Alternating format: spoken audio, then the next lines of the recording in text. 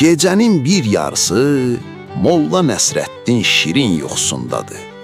Birdən qapı az qala sınır. Molla yerindən sıçrayır.